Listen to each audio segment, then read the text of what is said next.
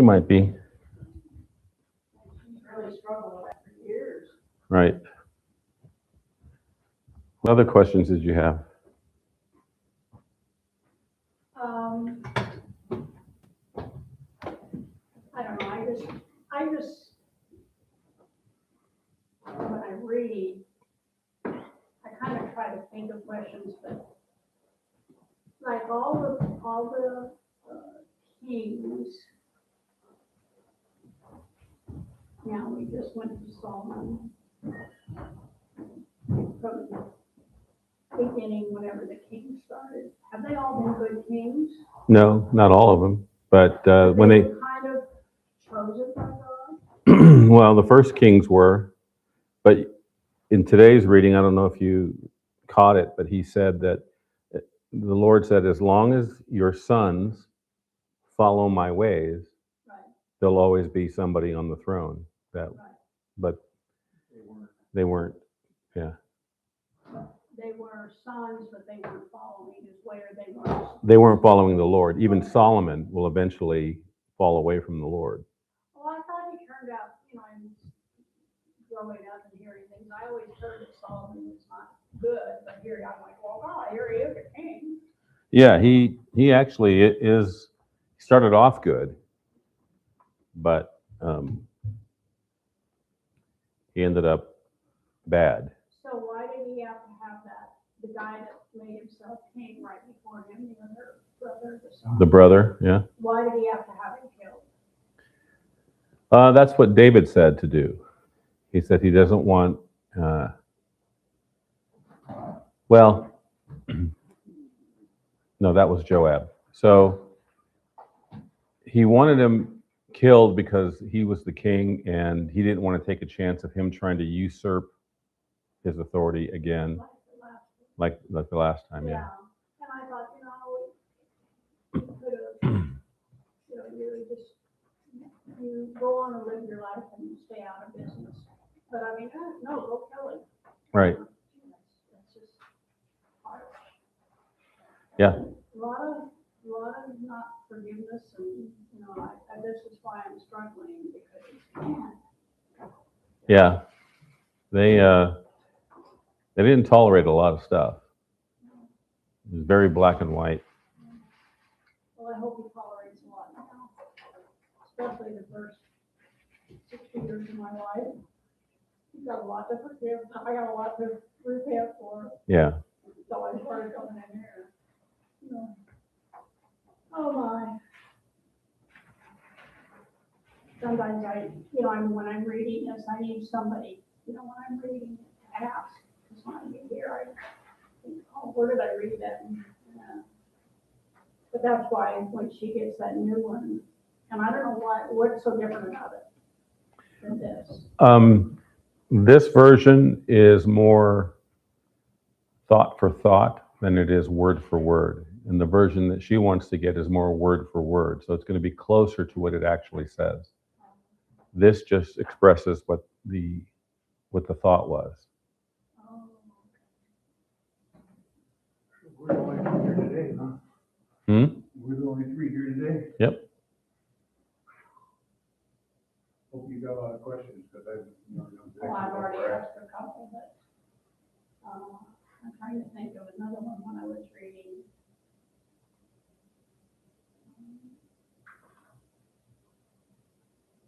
So a lot of the Psalms that are written, was that David?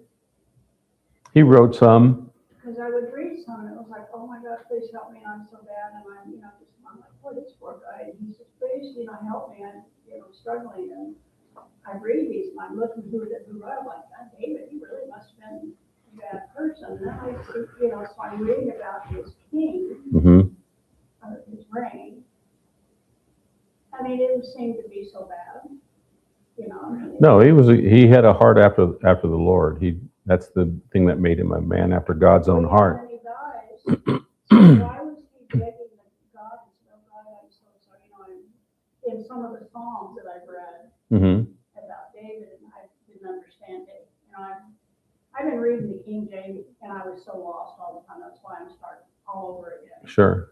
So why did David write so many, like he's just been beaten down and just terrible life and oh my gosh. Yeah, that was his heart. I mean, He did kill somebody. he killed people, had Uriah the Hittite murdered, he had affairs. Because he was in the army or because he was a bad person? No, because he killed him because he wanted to take his wife. Yeah. He wanted to take Uriah's wife. He saw her bathing on the roof. Oh, Yeah. He tried to cover it up to start. Right. And then when he couldn't cover it up. so was he punished all that time before he was made king? Sometimes, yeah. Yeah, but he always repented. Yeah. He always repented. He had a heart for repentance, and he just wanted to follow the Lord. And there was never, ever another God before him other than the Lord. Like everybody else worshipped other gods. But David didn't. David. Yeah, a long time ago when I was reading in this or probably in the King James, it was like, or David, did he read? Yeah. You know. And the Now I'm interesting. reading this, it's just like so different, Mm-hmm. and maybe I'm understanding, but. Well, and you can relate to what he writes because a lot of the things that he writes in the Psalms we go through. Well, Yeah, so we can relate to that. That's why it's always good to read the Psalms and sometimes even pray the Psalms because we're in the same well, a position. lot of them are prayers, aren't they? I mean, isn't that what Some are prayer, some are poems, like Psalm 119, what we were just talking about. That's a poem.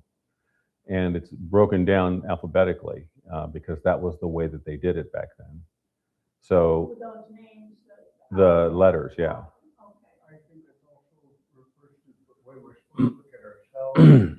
Paul referred to himself being the greatest of all sinners because he persecuted the church. If you think of it, all he did is help send people to heaven. I consider myself the greatest of sinners because I helped maybe send some people to hell. And basically, sin is sin. I think we're supposed to look at ourselves as, well, we're covered with sin, period, without Christ. Yeah. And, so when you read it, he probably felt the same way Paul did, I knew God and I did this anyway. Well, that's pretty bad. Yeah. Anything that when you know God and you do it anyway is pretty bad. And It's amazing, all the years walking around blind and never any church in my life, never any Bible, never any religion. But I always believed it was God.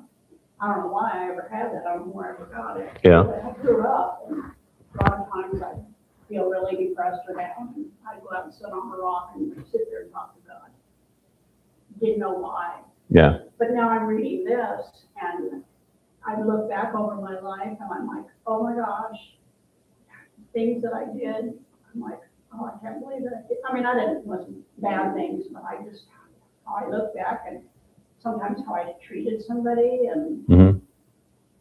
I always get that I'm a good person, and I'm like, look at this, I'm like, oh, I don't know if I'm such a good person. Yeah. I'm questioning myself now. I'm not such a good person after all. Thank God God's let me get this old. Yeah. How did I ever make it this long? kind of like if you call your brother a Unchristian as I name, was. same as murder, so sin is sin. You call somebody a name and it can be considered the same as murder. Whether you call your brother the right guy or something, I don't remember. Mm-hmm. It's the same as murder. Well, Raka means fool. basically, I think That's like saying to somebody, "You're such a retard." Yeah, well. That's what it means. Well, I think Paul probably call people that too, so you figure. Yeah. Basically, sin is sin. It don't matter what it is, especially. And I guess the greater sin is if you already know God and you're doing it anyway. So. I have a hard time with that too, though. Yeah, so I'm guilty of all above. So. Stealing a pack of gum or killing somebody, they're the same. I'm like, I have a hard time. Yeah. Yeah. Well, that's like that's like the trash. After Dave Harrison passed, we went to turn in the trash can, and they never came to get it, so they were just picking up trash for free. But we felt bad about that, so we started an account again so we could pay for it because it was like stealing.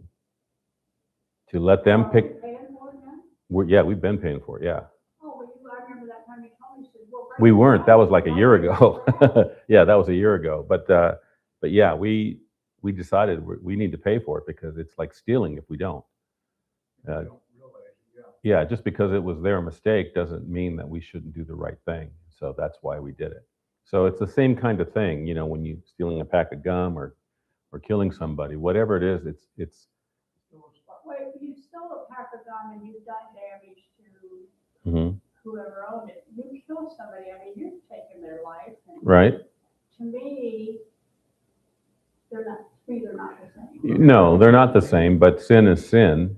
Sin is missing the mark, and missing the mark is whether it's big or small, it's still missing the So I mark. stole the scum, or I stole something from the beauty shop. Oh, God, I'm really sorry. Well, then I go kill somebody, I'm really sorry. Yeah. It's hard for me to You repay. yeah, you can't Yeah. equate those two because they're not the same.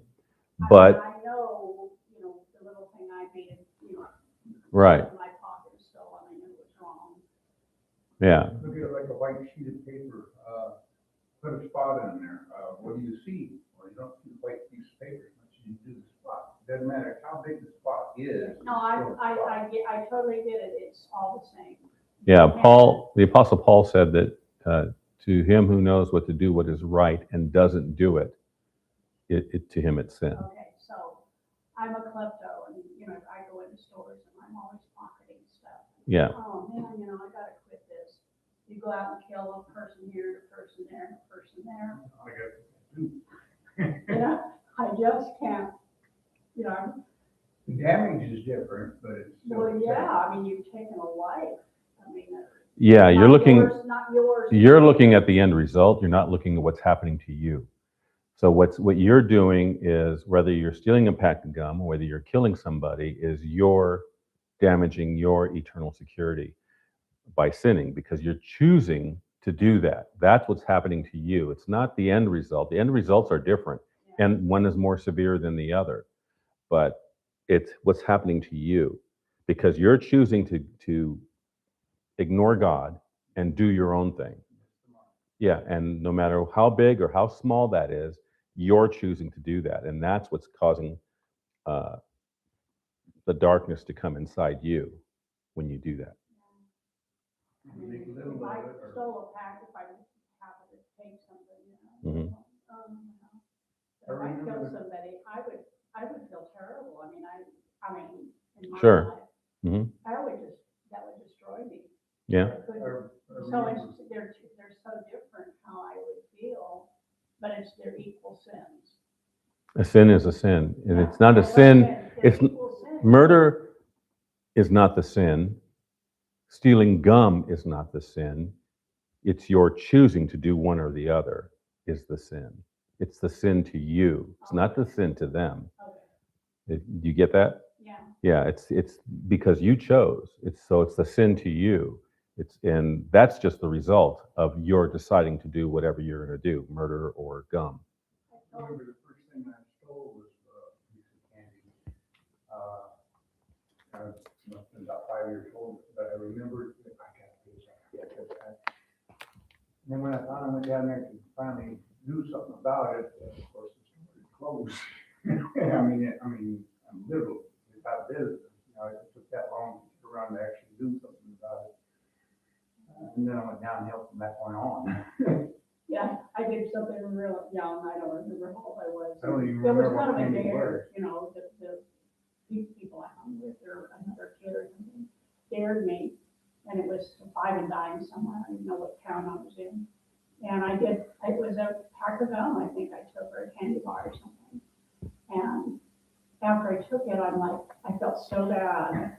And then, I'm like, I didn't even want it, but it was a dare, so I had to do it type thing. Mm-hmm. And I just, I should take this back there and just put it back or something. And I just left and worried about that stupid whatever I stole that day, very young. Long, long time ago, about 40 years ago, I used to work at a men's clothing store. And I saw some clothes that I like, and so I took them, had them altered, all that other stuff. And I hung on to them, but that it just kept eating away at me. I felt guilty. I felt bad because I stole the clothing. I didn't pay for them. So um, I finally, after I had just quit that store and felt so bad that I went back, talked to the manager and the assistant manager together, and I told them what I did. I said, I stole these clothes from you, and I can't give them back because I had them altered. What I would like to do is pay for them, and I want to pay full price. I don't want to pay because they were on sale. So I want to pay full price. And he said, well, they were on sale. I mean, we could sell them to you for the sale price. I said, no, full price. That's what I need to do to right this wrong. And so I paid them full price for the clothes, but and I apologized to them again and asked them to forgive me, and I walked away. But I had to do that because it was like I felt so I bad. felt that way about that candy bar. But, Yeah. When you're young, it's like, oh my God, I can't go back in there. And my parent, no parent knew about it. It was just a dinner thing from a friend or. Sure. And I was so worried about it. I don't even know if I ate it or whatever. I probably just threw it away because I felt so bad and I wanted to get it back in there, but I didn't know how to do it. And, somebody, I got a ride to town, I don't know. Yeah. When I was a kid, I stole stuff really too. bad about Yeah. taking that because it was a dare and I listened to somebody else. That was what I think I was so mad about is why did I let them talk me into it? I Right. didn't want to do that. Right. But I let them, you gotta go with the flow and be part of the crowd or something. It was your conscience that made you feel guilty because you were like, Yeah, I've got that. Even now, even the other day, a while back, something, I don't know what happened, and I didn't really I wanted to tell this person, but I didn't want to hurt their feelings, and so I kind of told a white lie. I kind of fudged a little, just to make it. Well, if you screwed it, yeah. Oh my gosh, I went home and I'm like, oh God, I'm so sorry.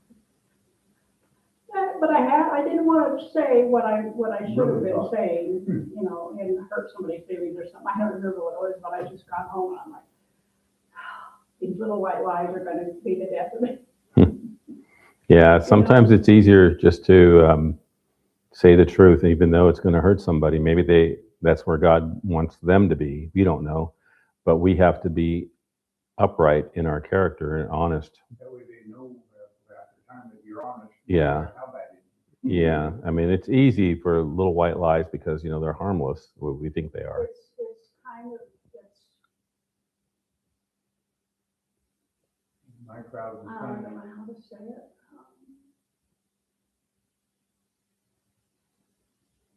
Not really white lies. Yeah, actually, they're white lies. They're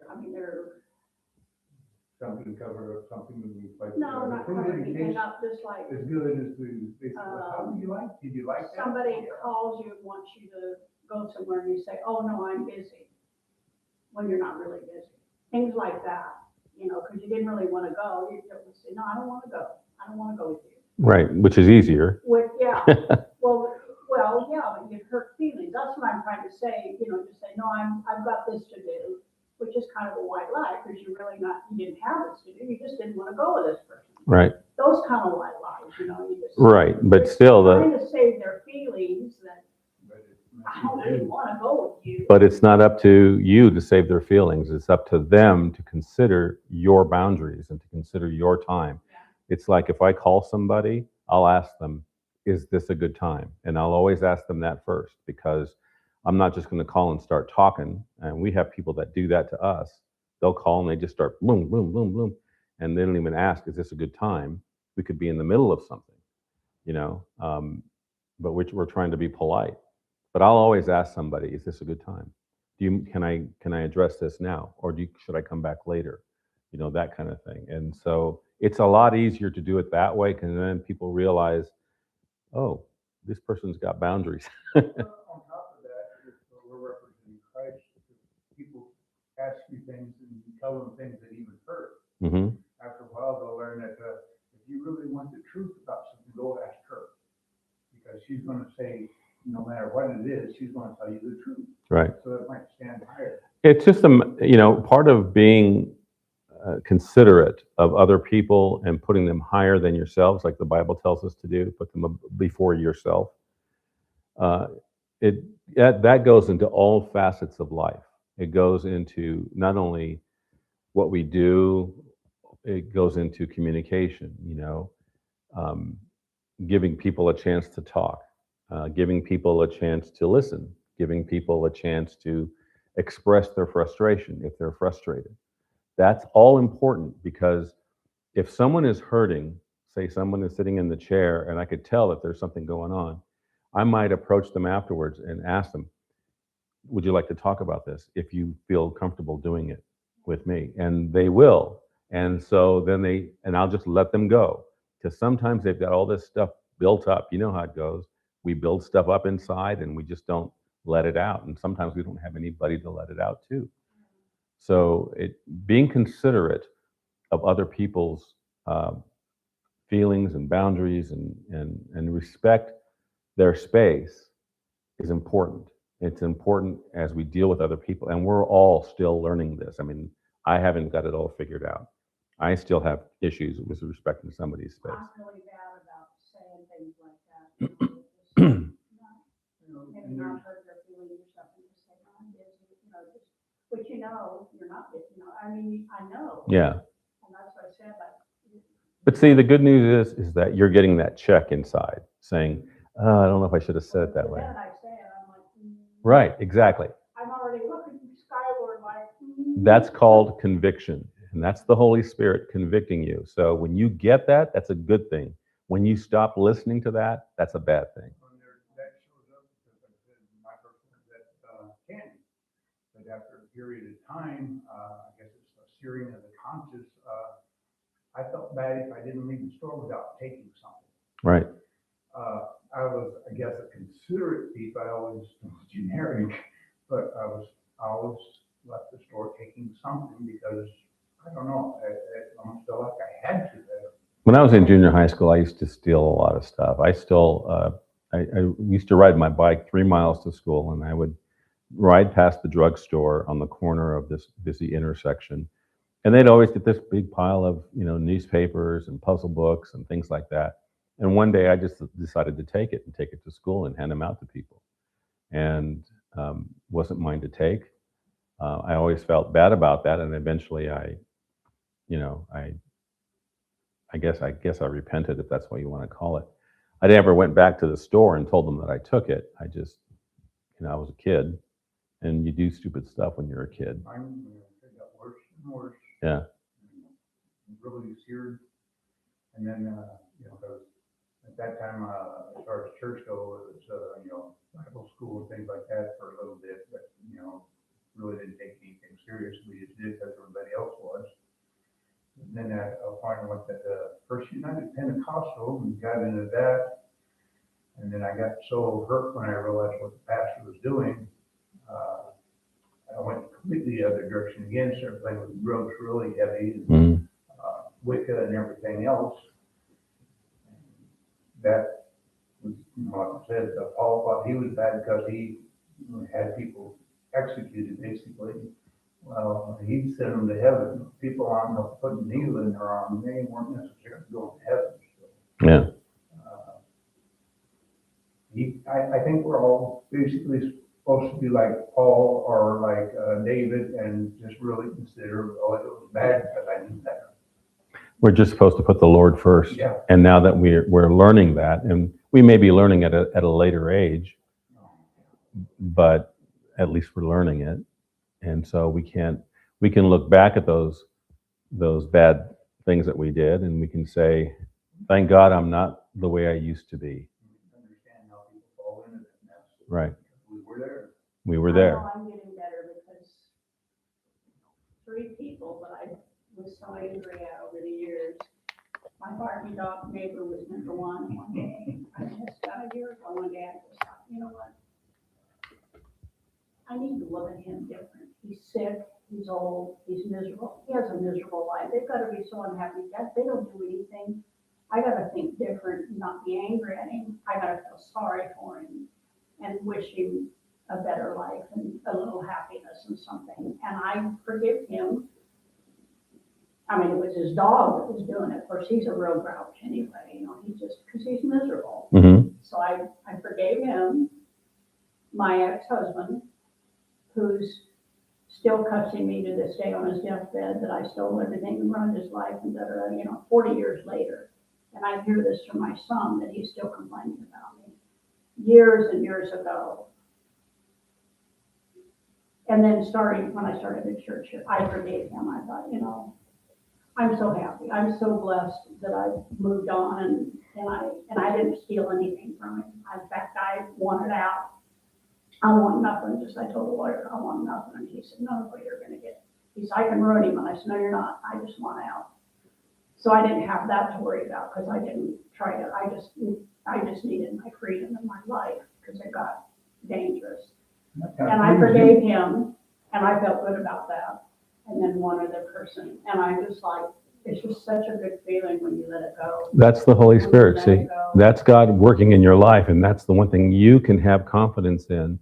And when you read the Psalms, and David says in the Psalms, he talks about the Lord. You did this for me. You did that for me. You brought me out of the darkness. You brought me into the light. You healed me. You saved me. You delivered me. You rescued me. That's what he's doing to you. Yeah. And you can say that, and you can look at that, and you can say, yeah, God is doing that for me too. And Oh, yeah, I'm feeling it. I mean, absolutely, and it shows. I mean, it's your like- fruit.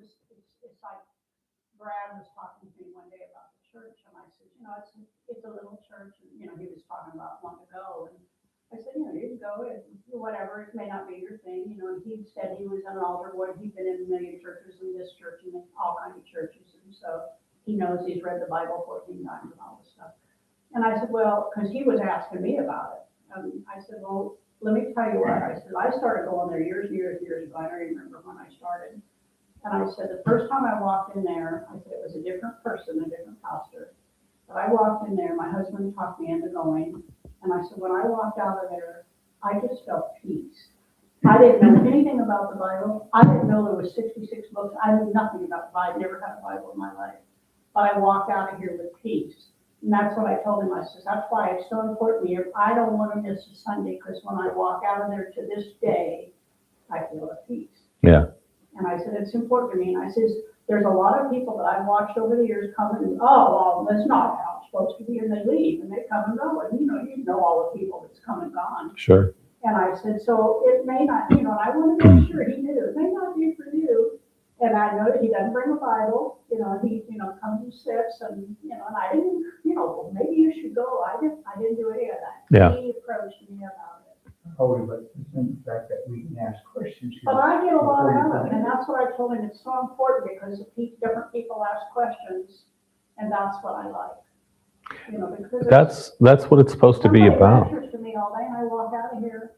I didn't get it. I already know I didn't get it because I've already done that. I used to go to a church a long time ago, and the services, the message was 2 hours long.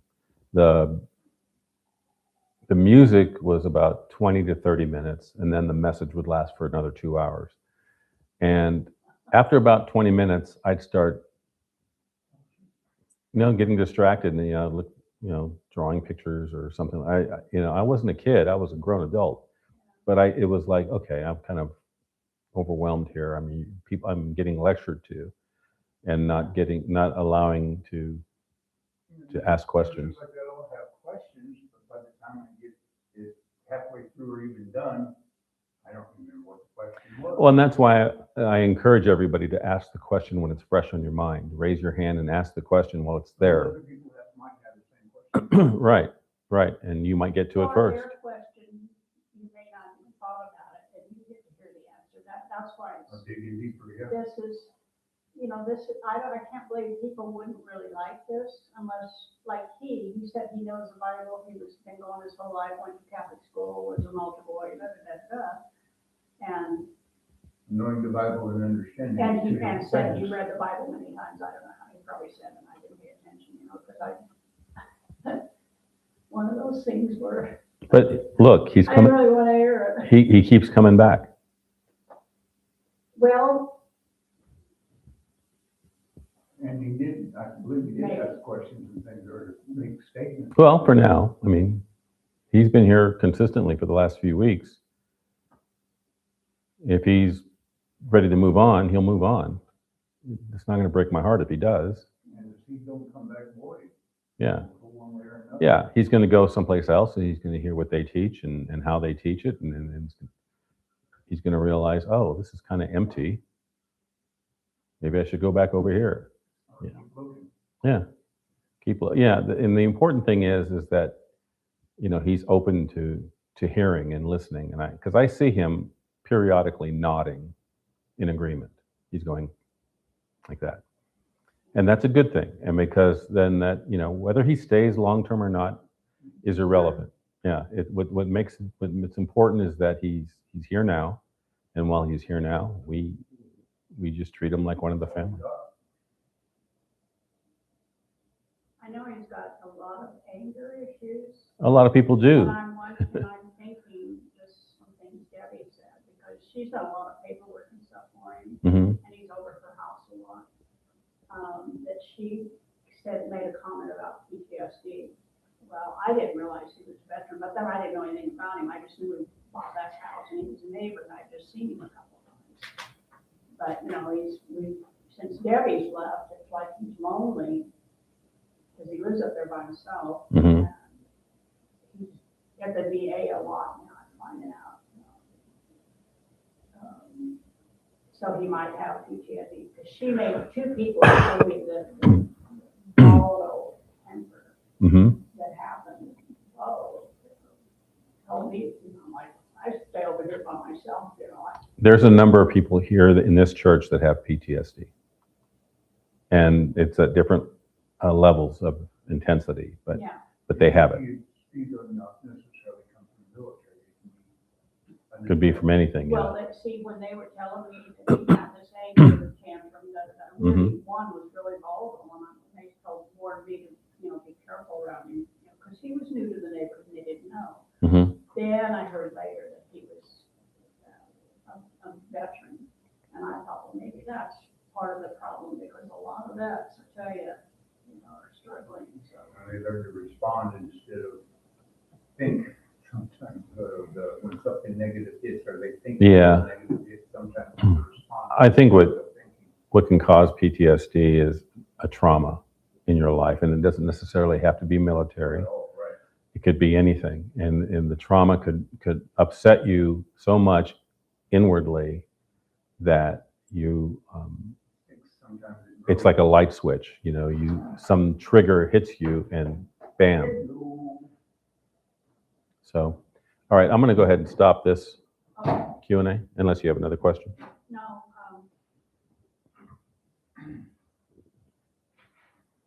Oh, I didn't start the coffee, did you? No, we didn't start the coffee, oh my God. I'll start it now. Christ. Well, it is.